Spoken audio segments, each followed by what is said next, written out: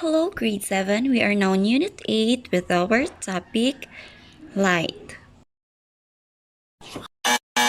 This video is for educational purposes only. Uploading it in any social media platform is not allowed. Our lesson objectives. At the end of the lesson, you should be able to: number 1, define light. Number 2, describe the different properties of light and how these properties are applied. Number 3, explain the different phenomena involving light. We are going to talk about the nature of light. What is light? Light is both wave and particle. So same as sound, light also is an electromagnetic wave. It is also carries energy. And it is a type of transverse waves. Since visible light belongs to electromagnetic spectrum or electromagnetic waves. So in the sound needs medium in order to propagate. However, in light, dili na siya kinahanglan og medium kay maka-travel siya into the vacuum or in the space. Since maka-travel ang light sa vacuum or sa space, so it has a constant speed of 3.0 times 10 to the power of 8 meter per second. Okay? Kaya tungod sa space, wala man siya disturbance, wala man siya medium nga mabangga-banggaan, so muna siya yung constant speed. So the speed of light in any type of material is dependent on the nature of substance through which light passes. So magdepende ang material nga agian sa light para asa siya makaagi. Okay? So na siya mga nature. Depende. So speed of light, para measure na to ang speed of light, it has a formula of wavelength times frequency. So yung symbol, speed of light is C, is equal to wavelength is gamma, times frequency is F. Okay, ingana iyang symbol. Here, the electromagnetic spectrum or the electromagnetic wave. So you can see, electromagnetic waves are released from a vibrating charged particle. Makaproduce siya og electromagnetic wave kung naay mga charged particles such as electron, proton, and neutron. So mga charged particles. So light is an electromagnetic radiation.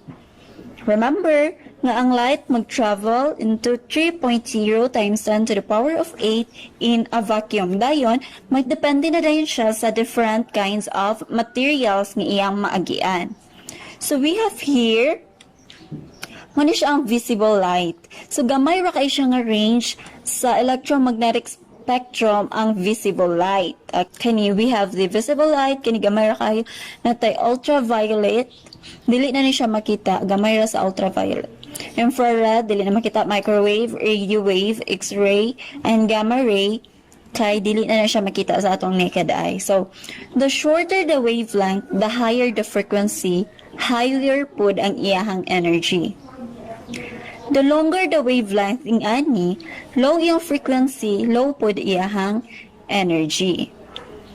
Okay, so kaning violet is shorter iyang wavelength pero high iyang frequency ug high po ang iyahang energy.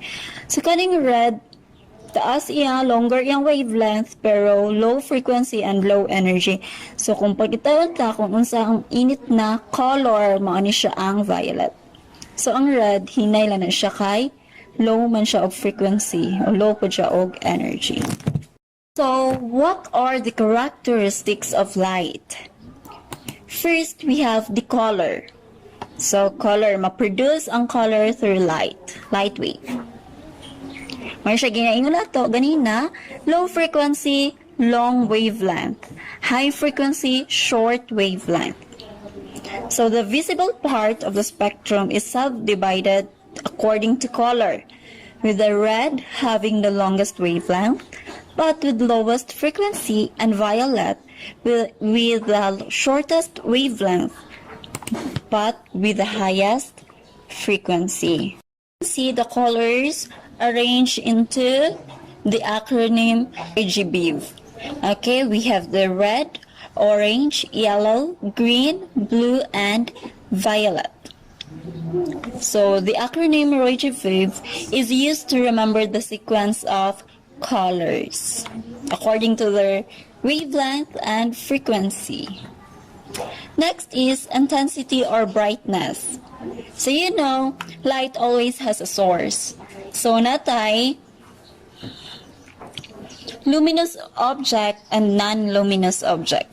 When we say luminous object, man siya mga objects nga can emit their own light. So makaproduce sila og ilahang light. For example, they are heated at high temperature, which result to release a heat to form of radiation. Kaya ang radiation ma-convert into light. Examples of this are sun, stars, light bulbs, lamps, lasers, and campfires. So, kani siya, ang mga object, ang tawag sa ilahi is luminous, able nga makaproduce og light. Likewise, non-luminous objects are those that cannot emit their own light. So, dili sila makaproduce sa ilang light. So, in order for us to see them, a light from a luminous object must be reflected. So, kinahanglan, mag-use pa ta og light para makita nato ni siya nga mga object. For example, moon, cars, buildings, and other objects nga termed as illuminated objects. So, kung dili siya makaproduce og light nga objects, those are non-luminous objects or illuminated objects. So, ang intensity of light perceived as brightness. The brighter the light nga ato makita, then the more intense it is. So, kung masiga kay siya, so intense kay siya. Ang unit yung gina-use to measure the luminous, katong makaproduce of light, luminous intensity of light source is called candela or CD. We have also the properties of light. Properties of light, the demonstration of wave nature of light waves are through its properties of reflection, refraction, and diffraction. So, magdepende siya unsaon pag-perceive sa light. So, na siya mga properties. First is the reflection. Kung may reflection, very easy, di ba? Waves have the ability to reflect. The bouncing of light waves changes the direction of waves. So, kung mag-bounce ang light waves, ma-change pa din ang direction. Ang common nga example is that magtanaw ka sa mirror. Okay, when you look at the mirror, makita nimo imuhang reflection. It is because of the light. Because the law of reflection states that the angle of incident ray equals the angle of reflected ray. Here, so you can see, kani ang incident ray. Kung diri ka nga side, nagtindog, padulong diri ang light, ay ang reflected ray is mag-bounce, di ba? Mag-bounce. Kung sa imong forma, pag-reflect sa light, maura gyapon imong forma, di ba? Kung matanaw ka sa mirror, kung sa imong buhaton, ginagaya-gaya ng mirror. Okay, so that is reflection. Next is refraction. When we say refraction, when light waves bend as it passes through a medium, its speed changes. Okay, kung maglahi-lahi ang iyang medium, maglahi-lahi pud ang speed sa light, okay? Mag-determine ang speed of light in different medium, di ba? Kay mag-base man ang speed of light sa different medium. So, as you can see, nga ang wave travel fastest at the solid materials and slowest in the gas materials, okay? So, look at here. Refraction is the bend of light. Mag-bend siya. Depende sa medium. For example, class, here. Okay, i-try gani ninyo. I-try. Kuha mo pencil, ibutang sa glass of water. Tanawa dayon kung unsa mahitabo. Nag-bend ba ang pencil? Wala. Ang nag-bend, ang nag-refract is ang light. Maunang pananaw na to is nag-bend ang pencil. Because light bends inward because of the speed of light is lower in water. So, hinay man iyahang travel. So, man siyang tanawin na to is nag-bend siya. So, magdepende sa medium. Next is diffraction. When waves pass through an obstacle or an opening along their path, its direction changes. So, malahi gyapon. Diba? Kaya kung magdepende man sa material kung makapass through ang light or dili. For example here, may duha ka slit ang tawagan na or bangag. As light passes through the slit, okay, magsulod siya diri.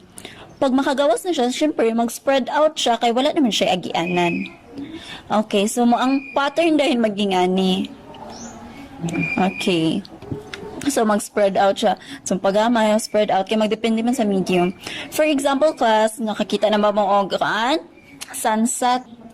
Pag matabunan gani ang sun rays o clouds, pero dili gid tanan, as in, napay mga nabilin, obstacles. What will happen to the light rays? Tanawa, mag-spread out. So, magdepende siya sa opening or sa obstacles. So, that is what we call diffraction. Okay. Next is classification of materials. Since light waves will depend on the materials na ginatawag na transparent. So sa transparent, mo diretso lang gid ang light. Masulod gawas diretso walay gapugong. So transparent is such as air, glass, water, and clear plastic permit the passage of light. So makasulod lang gid sila passage. We say opaque materials, mo ni siya ang black sa light, dili makasulod. So kung mosulod siya dira, dili siya kasulod gyud. So example are wood, concrete, and materials. Next is translucent. Materials have both characteristics of opaque and transparent materials. So pwede siya masudlan or dili. So naay part niya agira ang light rays, na apoy part nga dili gyud makasulod ang light ray. So for example, frosted glass and tissue paper. So that is translucent object or materials. Okay, remember that light is considered a wave because it exhibits the properties of reflection, refraction, and diffraction. So wave gyud siya. The higher the intensity of light, the higher its frequency, and the shorter its wavelength. Kung gamay ang wavelength, kung short ang wavelength, so syempre, higher yung frequency and higher po dihang intensity, kay mas kusog, mas duol. Okay? So that is light. For your activity, I want you to make a poem with the topic, life is a marathon as wave is a series of vibration. Okay, so you are going to write it in a short band paper. So you are going to relate your life into a marathon in a series of vibration. Diba ang series of vibration kaya travel gapon and magdepende po siya sa mga materials iyahang ma-meet or mga obstacles. So you are going to relate that by making poem. Okay, be creative. So, thank you and God bless.